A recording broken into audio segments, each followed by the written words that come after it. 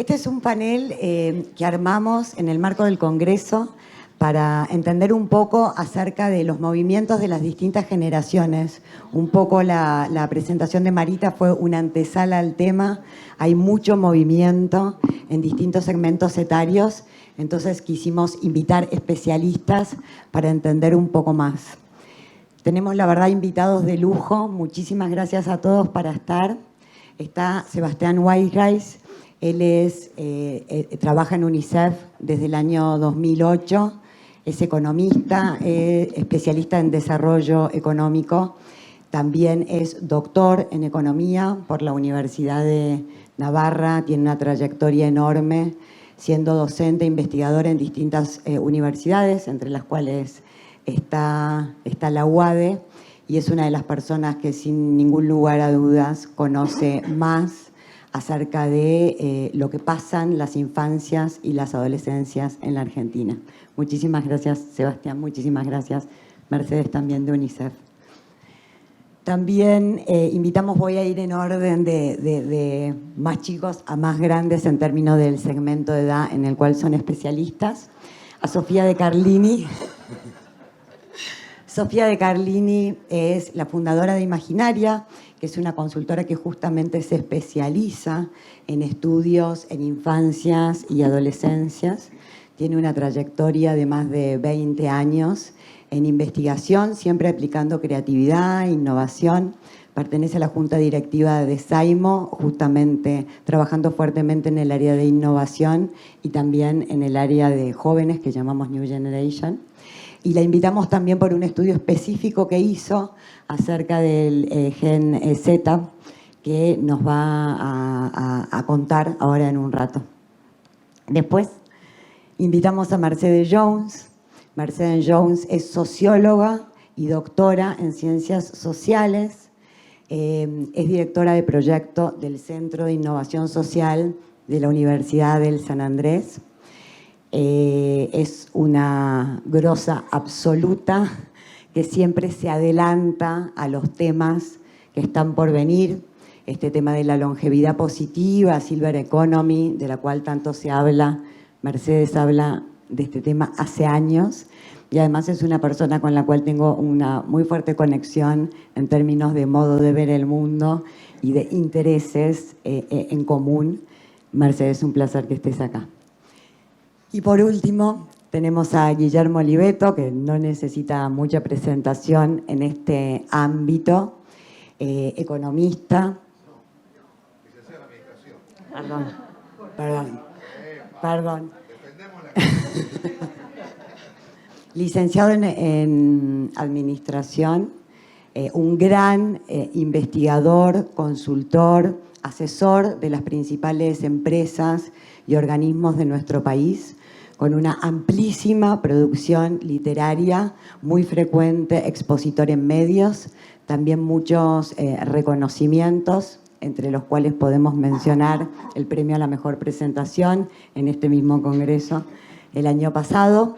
Y a él lo invitamos para que nos dé una mirada transversal acerca de qué es lo que pasa con la convivencia en estas generaciones y cuáles son las diferencias, pero también un mayor punto en cuáles son los puntos comunes.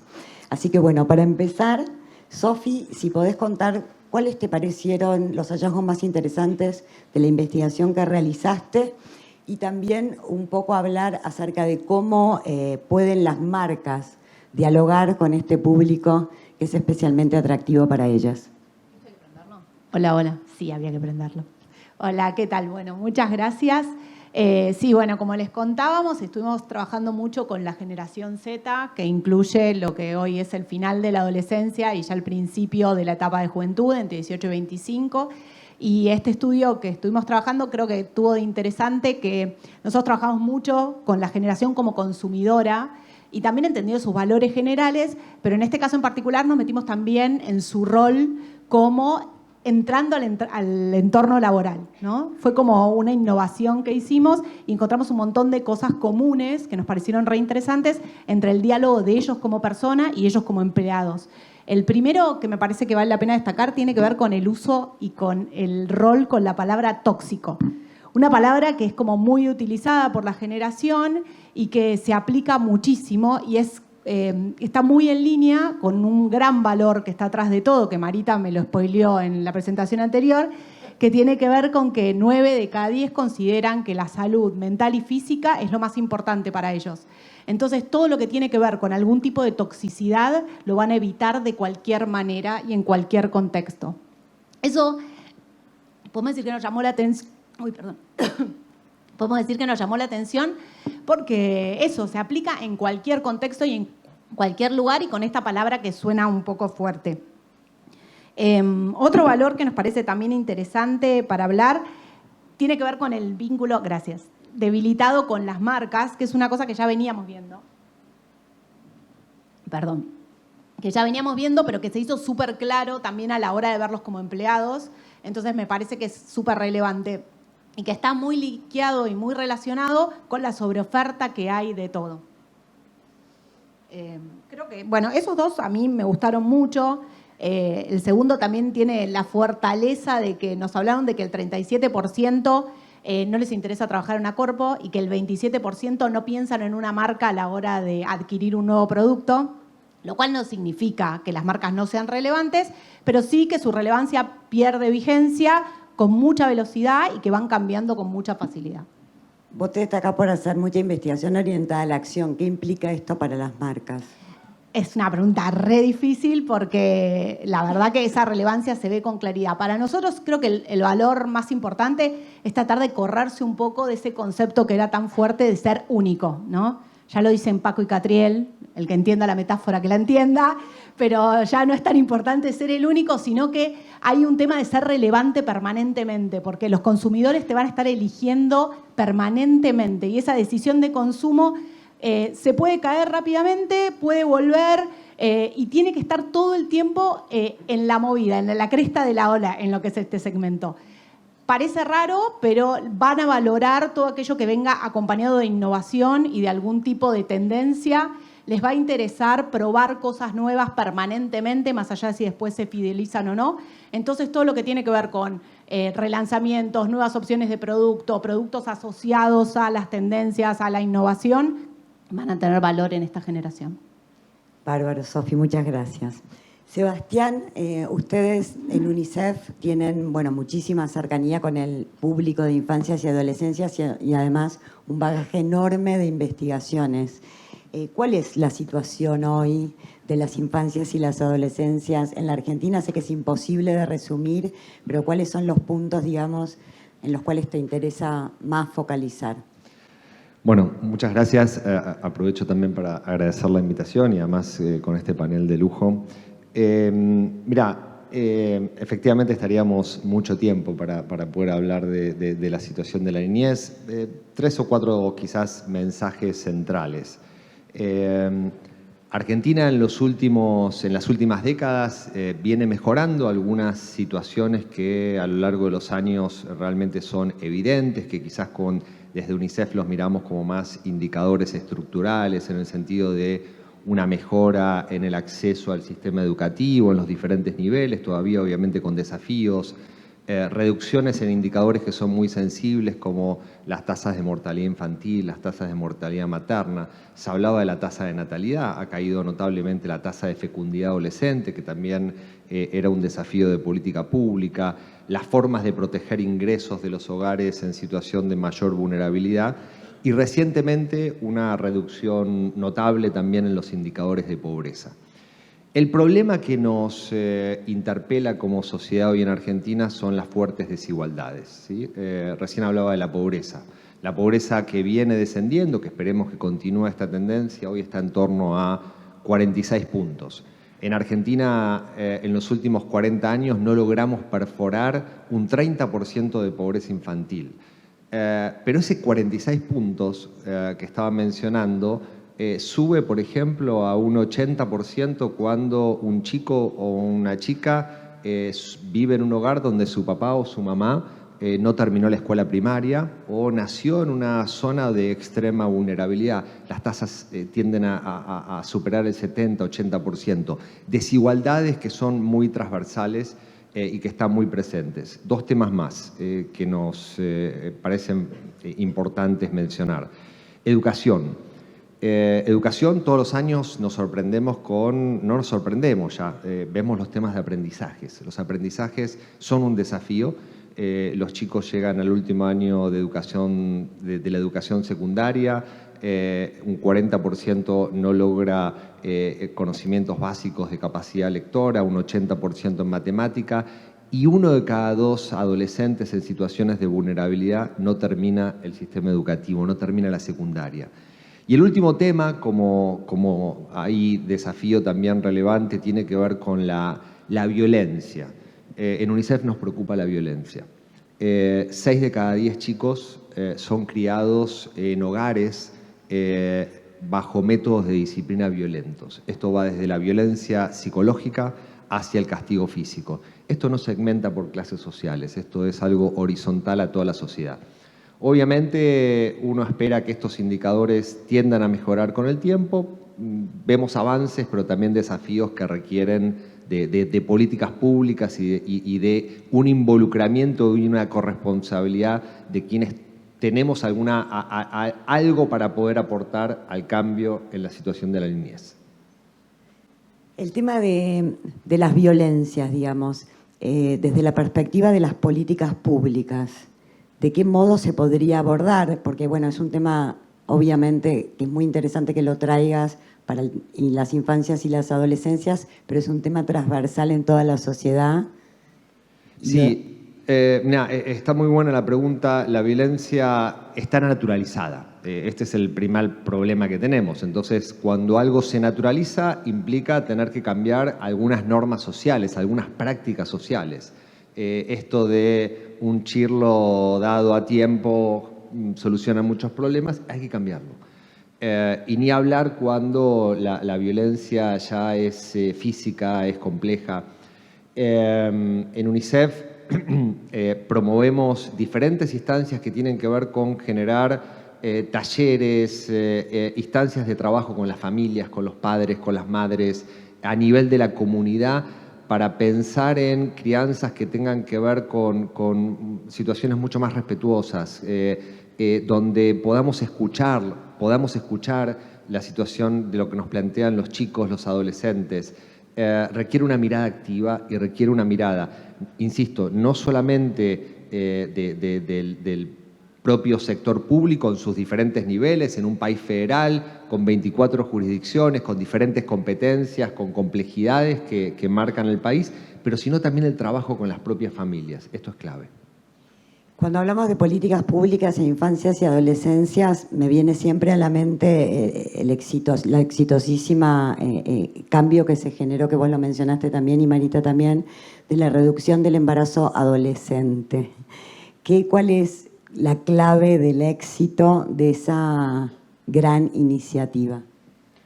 Mira, a ver, creo que hay múltiples factores. Algunos todavía requieren mayor estudio. Argentina en los últimos años ha tenido una política que en realidad no es una política novedosa, es una política que se ha aplicado en varios países de la región, en países vecinos, Uruguay, etcétera, que tiene que ver con políticas activas que busquen prevenir, educar, trabajar, tener servicios de salud que tengan una mirada enfocada en los adolescentes.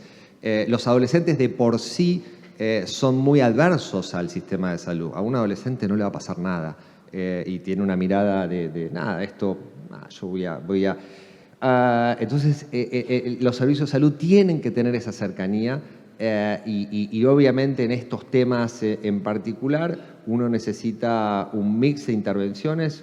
Argentina tuvo un plan que se llamaba Plan ENIA, después entró en debate y ese tipo de cuestiones, pero creo que ese tipo de políticas que apuntan a prevención y el acercamiento y la escucha activa de los propios servicios de salud, independientemente de la política que se implemente, ha tenido éxito en diferentes países, no solamente en Argentina, sino en varios países de la región. Espectacular. Bueno, Mercedes, ¿qué significa hablar de longevidad positiva en una sociedad que envejece con tal nivel de acelere? Bueno, gracias porque las dos compartimos una pasión que llamaríamos de las nuevas demografías. Marita adelantó que aumenta la longevidad y disminuye la natalidad. Yo me voy a referir solamente, voy a focalizar en la longevidad para que entendamos que estamos hablando de un fenómeno, por algo se llama revolución de la longevidad, absolutamente novedoso para la familia humana. El modelo Matusalén, que antes era excepcional, y por eso es una referencia, ¿no? Nadie vivía tanto, ahora se ha generalizado, podríamos decir que se democratizó. Y yo pensaba que estamos, cuando hablamos de nueva longevidad, estamos diciendo que es longevidad extrema. Nunca antes la humanidad vivió tanto. Ok. Por ejemplo, para que tengamos una idea, hace poco yo era una fan de Kane Tanaka, una japonesa que murió a los 119 años. Entonces, suena exótico, raro, 119 años. Y sin embargo, nosotros acá en Argentina tenemos 8.000 personas, más creo, pero bueno, 8.000 personas centenarias y supercentenarias. Esto, inclusive el otro día estaba googleando, porque estoy permanentemente con estos temas, estaba googleando y en Buenos Aires en este momento hay 2 mujeres de 113 años. Lo importante de esto es que cada uno de nosotros puede llegar a ser una persona longeva o superlongeva. Es algo que nos incumbe a todos. No es de los japoneses, que es la sociedad más longeva del planeta. Ahora, pregunta, ¿estamos preparados para esta longevidad?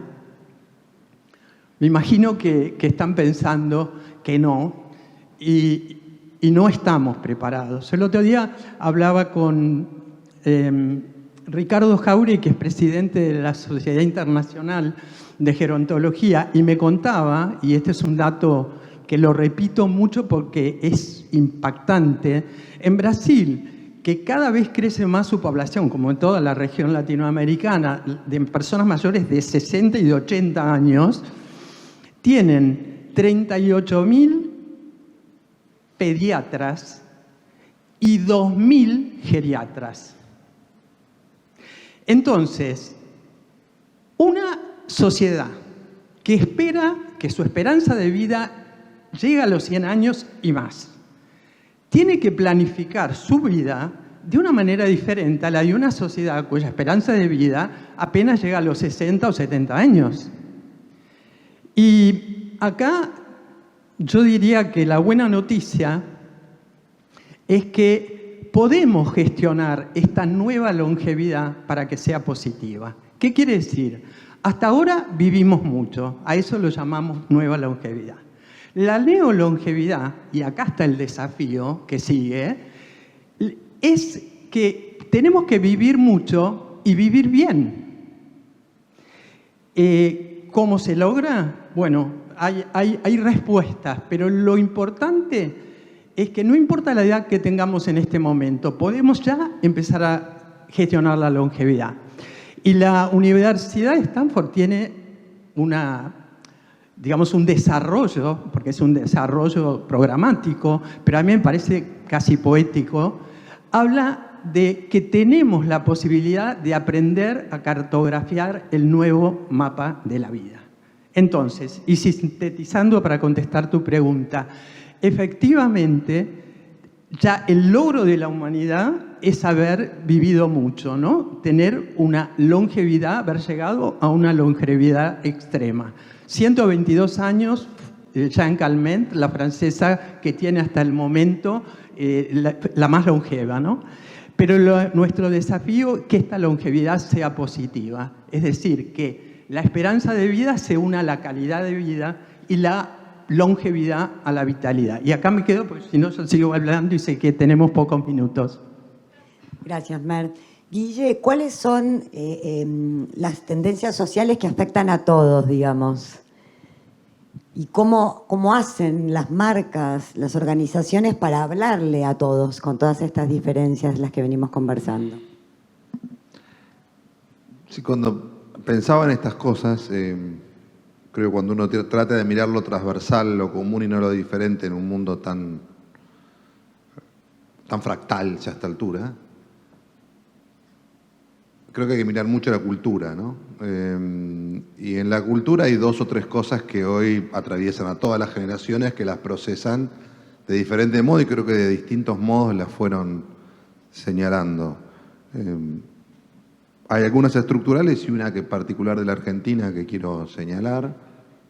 Estructurales, la primera es obviamente lo que está provocando la tecnología, como nuevo, yo diría, gran fuerza que moldea la época, y todo esto no tiene más de 30 años, digamos. Yo tengo 53, digamos, nosotros somos casi mitad y mitad, ¿no? Mitad analógicos, mitad digitales. O sea que tuvimos todo el recorrido y pudimos ver como los dos lados de esa película. Esto está generando, como todos sabemos, muchísimas cosas, pero sobre todo, a mi modo de ver, un cambio en la lógica de la velocidad y una fuerte aceleración de cualquier tipo de proceso. Lo que lleva, por ejemplo, a que, lo veía en la presentación de Marita, o lo que contábamos recién también, que los jóvenes quieran el éxito económico rápido. Eso tiene cosas muy buenas, pues son muy ambiciosos, para bien, tiene cosas muy complejas. Cripto, gambling y algunas otras que no me quiero ni meter. ¿Está bien? 2, vinculado. Yo lo llamo la hipertrofia del deseo. Uno no puede desear lo que no conoce, pero como ahora todos conocemos todo, porque hay una habilidad infinita que provoca la tecnología, todos cada vez quieren más cosas. Y no todos pueden todas esas cosas. Entonces esto genera lo que he llamado el malestar del bienestar. Tomando la demografía, que me parece un gran tema de época y creciente, estamos, a mi modo de ver, en la mejor época de la historia del ser humano, ¿no? Como decía Mercedes también recién. Nunca vivimos tanto, pero además hay 2 o 3 datos objetivos de Our Working Data, por ejemplo. 1800, donde todos les encanta Jane Austen, Orgullo y Prejuicio, y divino. La fantasía de esa vida, 90% de la población mundial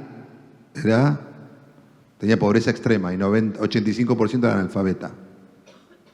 Además de que vivían 29 años promedio, ¿no? Entonces, uno debería preguntarse, ¿y por qué en un contexto así la gente está cada vez peor? Bueno, porque también nadie mira 200 años para atrás y todo tiene que ver con cuáles son, en general mirás mucho más al vecino o a los amigos o a lo que ves en las redes hoy, y ahí se junta la tecnología con esta hipertrofia del deseo y la incapacidad de dar cuenta de todos esos deseos. Y el tercer factor, y se mezcla en el mundo y en la Argentina, es que también señaló acá en el panel, la dualidad. Sociedades cada vez más duales, cada vez más fragmentadas, que lo que provocan es mayores niveles de tensión y de fricción. Y creo que esto atraviesa a todos, y quisiera sintetizar con lo que el diccionario de Oxford y la Universidad de Oxford definieron en el 2024 como la palabra del año. Voy a hacer 2 palabras, viejas que son nuevas. Una es esa, que es una palabra de Henry David Thoreau de 1854, que es brain rot, podredumbre cerebral. Thoreau era casi una anticivilización, se fue 2 años a una cabaña en el bosque, tipo que, ya en esa época decía que la sociedad iba mal, imagínate hoy, ¿no? Como diciendo, estamos quemados, mucho más que quemados, rotos directamente. Con lo cual cuesta mucho pensar y cuesta mucho la profundidad y todo lo que tratamos de hacer nosotros y ayudar y en estos ámbitos. Y la otra palabra que me gusta muchísimo, la rescató Henry Kissinger, que se puso a estudiar inteligencia artificial a los 95, hablando de la superlongevidad.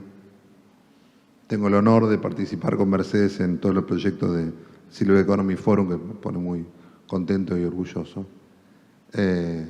Y Kissinger escribe su primer libro sobre inteligencia artificial a los 97, con Eric Schmidt, el ex CEO de Google, y escribe su segundo libro, que termina siendo póstumo, pues fallece a los 100.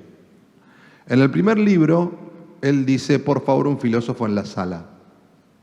¿Por qué? Porque la tecnología está evolucionando a tal velocidad que ya estamos entrando en un debate moral y ético, no solo maquinal o artificial. Ahora pidió un polímata en la sala, en Génesis, que es el último libro publicado. ¿Qué es un polímata? Bueno, un polímata es, el más icónico de todos es Da Vinci. Pero después está Darwin, Freud, Hegel, Newton, muchos de esos. ¿Qué tenían los polímatas que fueron muy criticados en toda la era de la modernidad y la ilustración y la hiperespecialización? La capacidad de mirar transversalmente para entender de modo integral al ser humano. Entonces, fíjate que Kissinger ve todo eso y dice, muchachos, traigan a alguien que pueda entender a las personas en todas las dimensiones, porque esto está cambiando la condición de la especie. Entonces, creo que todas las generaciones vamos a estar atravesados por estas fuerzas, pues son demasiado potentes. Bonus track para cerrar. No me olvidaría de la nueva concepción de la finitud, que dejó, ustedes saben que yo me he dedicado mucho a estudiar ese tema, la pandemia y la cuarentena. ¿Por qué? Porque desde ahí la gente tiene menos hijos, desde ahí los jóvenes quieren ir más rápido, desde ahí la gente quiere vivir a los 90 como si tuviera 50. ¿Por qué? Porque te diste cuenta que un día se acaba.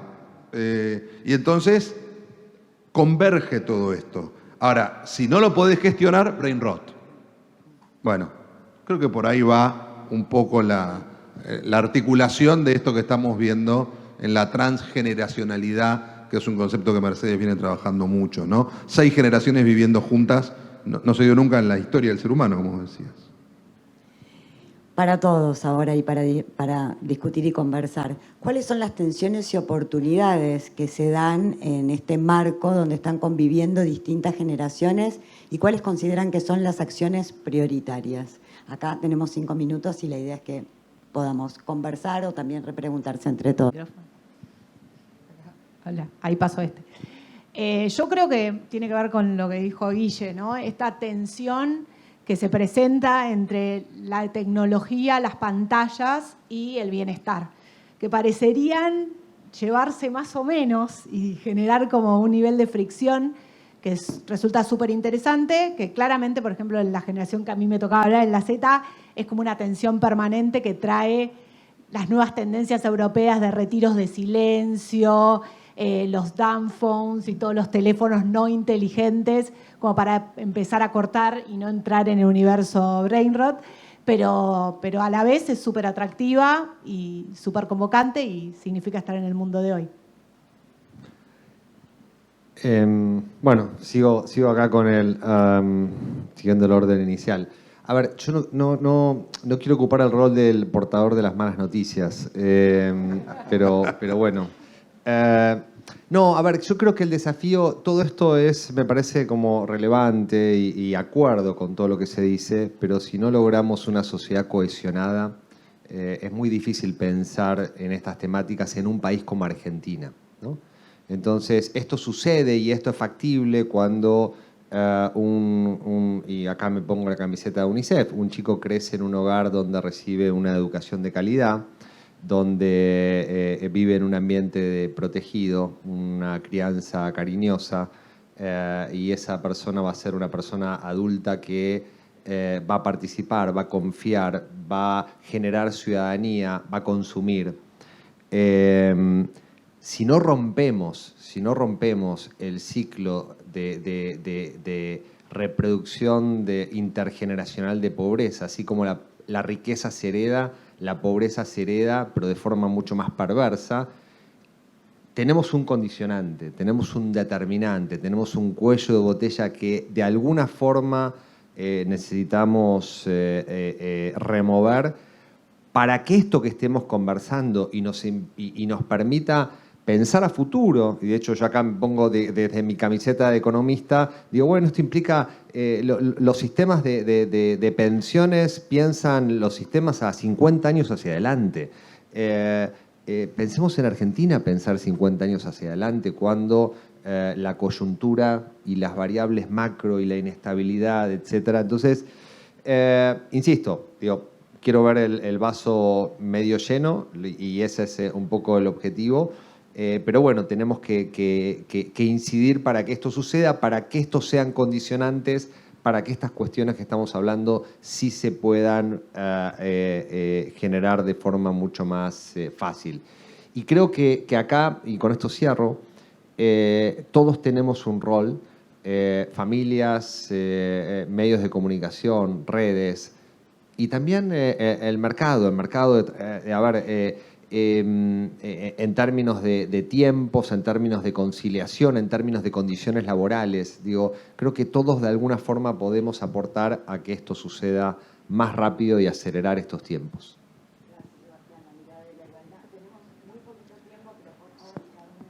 Sí, lo que yo dejé una pregunta, ¿no? Si podemos y cómo hacer esto de la longevidad positiva. Y lo que aparece como respuesta es que sí, efectivamente, estamos en condiciones, la neurociencia lo plantea, de que nuestra segunda etapa de la vida sea mejor que la primera. ¿Cuál es el problema, en todo caso, las tensiones que tenemos que superar? Concretamente, nuestra perspectiva occidental respecto de la vejez. Vemos la vejez como la peor etapa de la vida, a las personas mayores como pasivas y descartables, y en última instancia nos da pánico cumplir años. Eso es lo que tenemos en contra. No hay nada ni biológico, ni funcional, ni tecnológico que nos impida llegar con largas vidas, con vidas saludables y con vidas desafiantes. Nos impide el viejismo y el edadismo. Y todos lo tenemos, todos tenemos un enano edadista adentro. Entonces, mi propuesta es un llamado a la acción que tiene que empezar hoy. Abrazar lo que se llama, ¿no?, las bondades de la longevidad. Empezar a pensar que podemos llegar a ser personas mayores y no sentir pánico porque podemos llegar a vivir mucho y bien. Ese es mi mensaje. Dos cosas muy cortitas. Una, aprovechemos todo lo que podamos, y yo estoy en eso, digamos. A todos los que tienen arriba de 70, pues están sabios, porque vieron la vida entera, casi, ¿no? Hoy te diría que el 80% de los autores que leo tienen más de 70 y son los mejores pensadores del mundo. Entonces creo que ahí hay una resignificación de esto que decía Mercedes, que se empieza a producir, de para, no descarten tanto a la gente intercomas, como decíamos antes, grande, y entre otras cosas está viendo en la cultura. Por ejemplo, hace muy poquito, lo mostramos el otro día en el Silver Economy Forum, Dua Lipa cantando con Elton John. Y de estos crossover hay 1000. Y los chicos dicen, ese sabe. Y que te valide Elton John es la validación papal, ¿viste? Entonces, bueno, eso por un lado. Y por el otro lado, me parece que hay un giro en la manera de pensar y de pensarnos que a mí me parece valioso y positivo en esto de vamos a convivir todas estas generaciones juntas. Tratemos de entendernos un poco más, por supuesto siempre hay problemas, y cierro con esta idea de lo que decía Sebastián. Argentina, ya lo he dicho en otros ámbitos, tiene una oportunidad fenomenal de poder corregir los problemas que tiene, pues tiene un ticket de 80 billones por año a partir del 2033, energía, minería, agro, industria del conocimiento. La pregunta del millón es si cuando tengamos el ticket, que todos dicen que lo vamos a tener, si no son 80 serán 60, que es otro país, es si vamos a ser Noruega o vamos a ser Angola, digamos. Para los temas que planteaba Sebastián, con los cuales coincido. Probablemente no seamos ninguno de los dos. Lo ideal sería que tratemos de ser alguna cosa en el medio, recuperando parte de lo que fue esa Argentina más cohesionada, en la que creo mucho, y que naturalmente reduce los niveles de fricción y favorece la conectividad intrageneracional e intrasocial, ¿no? Que me parece que es... Digo, si uno mira los países del mundo que andan, que son poquísimos hoy, y gran parte de esos son los nórdicos, y bueno, ¿tienen problemas? Obvio. No hay Disney hoy, se acabó Disney en el mundo. Pero esa gente ha hecho cosas con la educación, con la salud, con la longevidad, con los niños, para poder tener una mejor calidad de vida. O sea, existe algo a mirar. Miremos. Bueno, cerramos porque vino el momento del break. Les agradezco un montón haber aceptado esta invitación. Muchas gracias.